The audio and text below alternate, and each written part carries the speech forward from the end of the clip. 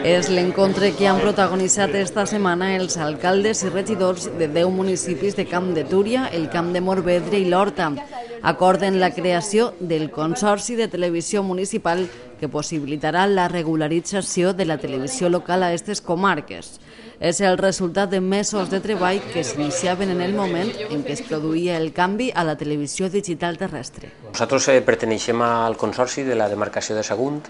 En ell, en el seu dia, 10 pobles manifestaren obertament el formar part d'aquest consorci. Per tant, aquests 10 pobles, segons les normes estatals i les lleis, devem estar d'acord unànimement, és a dir, tots estar d'acord per a poder tirar avant el consorci, obtindre la llicència per a emetre en TDT.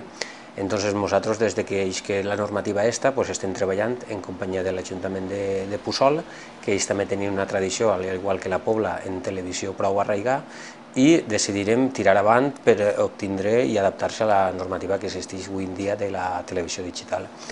Després de diferents reunions i propostes, ara ja s'han redactat els que serien els estatuts d'este consorci pioner a la comunitat, i és que uniria en un mateix organisme 10 municipis valencians que compartiran el canal 36, un canal que fins ara estava assignat a estos municipis, tot i que la senyal no era suficient per poder donar el servici als pobles que compten amb televisions locals.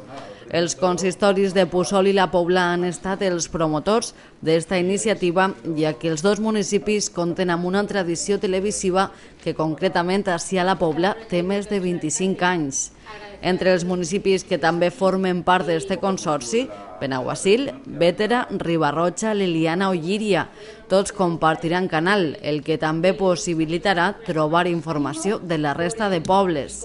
Després de l'encontre d'esta setmana, el següent pas, que s'aprove als plens dels pobles participants. La situació, després de molt de temps de treball, d'uns mesos de treball, la situació és immillorable avui en dia. Hem elaborat uns estatuts i aquests estatuts estan tots ja perfilats i revisats, i en la reunió que tinguérem ahir els 10 pobles de la demarcació manifestaren tots obertament l'estar d'acord amb aquests estatuts. Per tant, el següent pas és, a poc, en els següents plenos de cada municipi, anar aprovant-los, publicant-los en el boletí oficial, per a que després, una vegada passat el temps prudencial, que són 30 dies de qualsevol acord plenari, ja fer-lo efectiu en un municipi.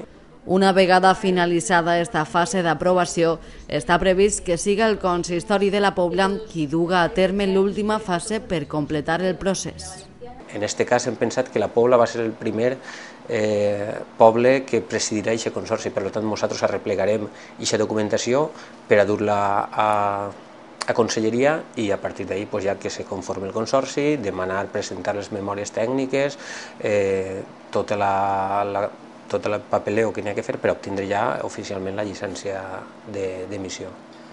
En total seran 10 els municipis que formaran part d'este consorci: el Puig, Puçol, Llíria, Leliana, Bétera, Riba-roja, Sagunt, Burjassot, Alboraya i la Pobla.